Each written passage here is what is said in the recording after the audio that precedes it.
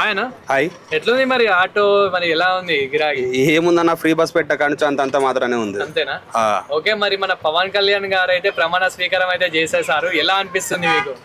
ఎలా అనిపిస్తుంది అంటే ఇప్పుడు స్టేట్స్ డివైడ్ అయిపోయి 10 years అవుతుంది. అవును. అప్పుడు ఆంధ్రోళ్ళు చాలా బాధపడ్డారు వాళ్ళకి రాజధాని లేదని చెప్పి. చంద్రబాబు వచ్చి అమరావతి అని చెప్పిండు, జగన్ వచ్చేసి 3 చెప్పిండు. 3:30 తీరులో నీళ్లు తాగేసినాయి, ఏం లేకుండా అయిపోయింది. ఇప్పుడు వస్తే ఎందుకంటే మెయిన్ జగన్కి ఓడిపోనిక కారణం అమరావతి. స్టేట్స్ కానీ ఇప్పుడు 3 దాంట్లో రాజధాని పెడతా అంటే ఎక్కడ డెవలప్మెంట్ అనేది జరగదు. ఇప్పుడు అందరూ ఆంధ్ర వాళ్ళు మెయిన్ పాయింట్ కోరుకున్నది ఏంటంటే అమరావతి రాజధానికి ఉండాలి, పవన్ కళ్యాణ్ రావాలి.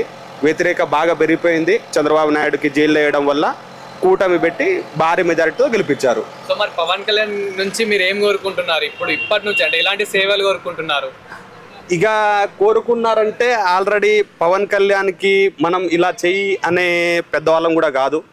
పవన్ కళ్యాణ్ 10 సంవత్సరాలు సొంత డబ్బులతోని ప్రతిపక్షంలో ఉన్న వ్యక్తి కాబట్టి నేను కోరుకున్నది ఏంటంటే ఇప్పుడు ఎలానో అమరావతి రాజధాని పెట్టుకున్నారు కాబట్టి చాలా తొందరగా అభివృద్ధి చెంది జనాలకి మంచి చేయాలని కోరుకుంటున్నాను.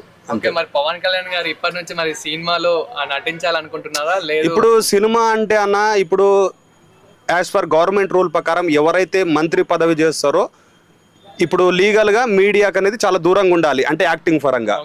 ఇప్పుడు ఎందుకంటే కొన్ని చేయొచ్చు చేయకపోవచ్చు, దానికి మనం చేయలేము. కాకుంటే వాళ్ళ ఒప్పందాలు ఎట్లున్నాయో మనకు తెలియదు. ఎందుకంటే ఇప్పుడు నేను అనుకున్నది ఏంటంటే ఒప్పుకున్న సినిమాలు కంప్లీట్ చేసిన తర్వాత, ఎందుకంటే ఇప్పుడు డిప్యూటీ సీఎంగా అని చెప్పి అంటున్నారు కాబట్టి ఒప్పుకున్న సినిమాలు కంప్లీట్ చేసి దాని తర్వాత రిలాక్స్ అయిపోయి దాని తర్వాత నెక్స్ట్ ఎలక్షన్ తర్వాత తీసాడేమో అనుకుంటున్నాను. ఎందుకంటే సినిమా పరంగా చూసుకుంటే సినిమా మనకి ఆనందాన్ని ఇస్తుంది. కాకుంటే అదే పని ఆంధ్రలో దానికి ఫుల్ టైం కేటాయిస్తే వాళ్ళకి భవిష్యత్తులో నిలబడతాయి. ఎందుకంటే స్టేట్లు డివైడ్ అయిపోయినా మేము కూడా ఆటోల సర్వీస్లో ఆంధ్ర వాళ్ళు వస్తున్నారు. మేము ఇన్ని రోజులు అన్నదమ్ముళ్ళగానే కలిసి ఉన్నాం, ఇంకా భవిష్యత్తులో కూడా కలిసే ఉంటాం. కాకుంటే ఇక్కడ కూడా మేము సపోర్ట్ ఇస్తాం పవన్ కళ్యాణ్ కానీ చంద్రబాబు నాయుడుకి కానీ. ఎందుకంటే హైటెక్ సిటీకి మెయిన్ రీజన్ పాయింట్ మూల కారణం చంద్రబాబు నాయుడే. ఎందుకంటే ఆ డెవలప్మెంట్ గత 10 years నుంచి చూస్తున్నాం కదా, భవిష్యత్తులోనే డెవలప్మెంట్ చేసిన వ్యక్తి. ఇప్పుడు నేను అదే డెవలప్మెంట్ అక్కడ కూడా ఆశిస్తున్నాను, కోరుకుంటున్నాను. అమరావతిలో కూడా 100% మేము వెళ్ళి నడుపుతాం ఆటో. అంతే మరి డెవలప్మెంట్, ఎందుకంటే డెవలప్మెంట్ సిటీ కాబట్టి ఇప్పుడు మాకు దగ్గర కాబట్టి వెళ్ళి నడుపుతా ఛాన్స్ కూడా రావచ్చు. ట్యాక్స్ కూడా నడిచేది ఇప్పుడు ఎందుకంటే ఇప్పుడు అక్కడ ప్రతిదీ కానీ ఇప్పుడు ప్రసాద్ ఐమాక్స్ లాంటివి ఇప్పుడు మన అక్కడ కూడా చాలా నిలబడుతున్నాయి కాబట్టి మాల్స్ పడ్డా కానీ shopping malls, pubs, software employments అన్నీ ఉంటే డెవలప్మెంట్ అయితే మేము అక్కడికి వెళ్ళి ఆటో కూడా నడిపే ఛాన్స్ ఉండొచ్చు. చంద్రబాబు గారు అయితే చేస్తారని అయితే అనుకుంటున్నా. అనుకున్నది కాదు, 100% జరుగుతుంది.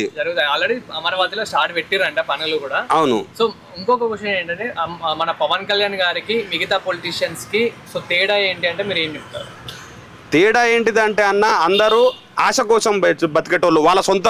ఎందుకంటే ఇప్పుడు ఏ మినిస్టర్ని చూసుకున్నా ఏ రాజకీయ నాయకుడిని చూసుకున్నా వాళ్ళ సొంత వ్యక్తిగతం కోసం పనిచేసే వాళ్ళే కానీ జనం కోసం పనిచేసే నాయకులు ఎవరు లేరు సొసైటీలో. ఇప్పుడు 10 సంవత్సరాలు పార్టీ పెట్టి ఏ దాన్ని ఆశించకుండా ఎవరో ఇస్తారు ఏదో చేస్తారని కూడా సొంత కాళ్ళ మీద నిలబడి ఈరోజు 21 మందిని నిలబెట్టి వాళ్ళతో పాటు భారీ మెజారిటీతో గెలిచిన వ్యక్తి 100కు 100%. ఎందుకంటే ఎవరైతే 21 మంది ఉన్నారో 21 మందిని కూడా తనతో పాటు గెలుచుకునే సోమర్థం ఉంది కాబట్టి 21 నిలబడి 21కి 21 100కు 100% ఈ రాజకీయ దాంట్లో ఇదే మొట్టమొదటిసారి. అంతే. ఎందుకంటే ప్రతి దాంట్లో ఇప్పుడు బీఆర్ఎస్ ఉంది, కాంగ్రెస్ ఉంది, బీజేపీ ఉంది, ఇంకా ఏ ఉన్నాయి కానీ ఎక్కడైతే సీట్లు నిలబడే సీట్లు ఇంపాసిబుల్ గెలవడం అనేది. కాకుండా అది ఒక్కటి పవన్ కళ్యాణ్తోనే సాధ్యమైంది. ఇంకోటి ఏంటంటే నేను ఒకటే కోరుకుంటున్నాను, గెలిచిరని చెప్పి సంబరాలు చేసుకోకుండా జనాలని పని చేసి గెలిపియండి. జై జనసేన, జై జనసేన. అంతే. హాయ్, సో ఏం పేరు? నా పేరు శివ. ఫైనల్ గా మన పవన్ కళ్యాణ్ గారి ప్రమాణ స్వీకారం అయితే అయిపోయింది. ఎంతో కాలం నుంచి వెయిట్ చేస్తున్న ప్రమాణ స్వీకారం అయితే. సో మీకు ఎలా అనిపిస్తుంది? నిజంగా అంటే చాలా ఆనందంగా ఉందన్న. యాక్చువల్లీ నేను పవన్ కళ్యాణ్ కాదు, ప్రభాస్ ఫ్యాన్ నేను. కానీ పవన్ కళ్యాణ్ కూడా మస్తు లైక్ చేస్తా. పొలిటికల్లో మాత్రం మస్తు చేస్తుండు. ఇప్పటికీ చాలా చేసి ఇంకా చాలా చేయాలని చెప్పి కోరుకుంటున్నాం. ఒకటి చిన్న బాధ ఏంటంటే ఇప్పుడు పవన్ కళ్యాణ్ ఏంటంటే సినిమాలు చేయలేకపోతాడు, అదొకటి. ఇంకా సినిమాలలో కూడా రావాలని కోరుకుంటున్నాం. కానీ ఇంకా ప్రజలు కూడా ఇంకా చాలా బాగా చేయాలని చెప్పేసి కోరుకుంటున్నాం. మరి ప్రమాణ వాస్తవానికి ఏంటంటే ఇప్పుడు ప్రమాణ స్వీకారం చేయడానికి అయితే చాలా అంటే చాలా ఆనందంగా ఉంది.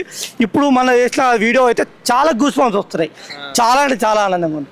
సో మరి పవన్ కళ్యాణ్ గారు ఇలానే ఆ సినిమాలు కంటిన్యూ చేయాలనుకుంటున్నారా, లేదు పొలిటికల్ లోనే ఉండాలనుకుంటున్నారా? అంటే నేనైతే పొలిటికల్ ఉంటూ అట్లాగే సినిమాలు కూడా తీయాలనుకుంటున్నా. ఎందుకంటే మనం ఆయన ఒక హీరోలాగా చూస్తాం, కానీ ఇంకా కూడా సినిమాలు చూడాలన్న ఇంట్రెస్ట్ అయితే చాలా ఉంటుంది అట్లా. సో మరి పవన్ కళ్యాణ్ గారి నుంచి ఇప్పటి నుండి మీరు ఏం ఎలాంటి సేవలు కోరుకుంటున్నారు? ఇంత మంచి పదవి వచ్చింది కదా, సో ఎలాంటి సేవలు?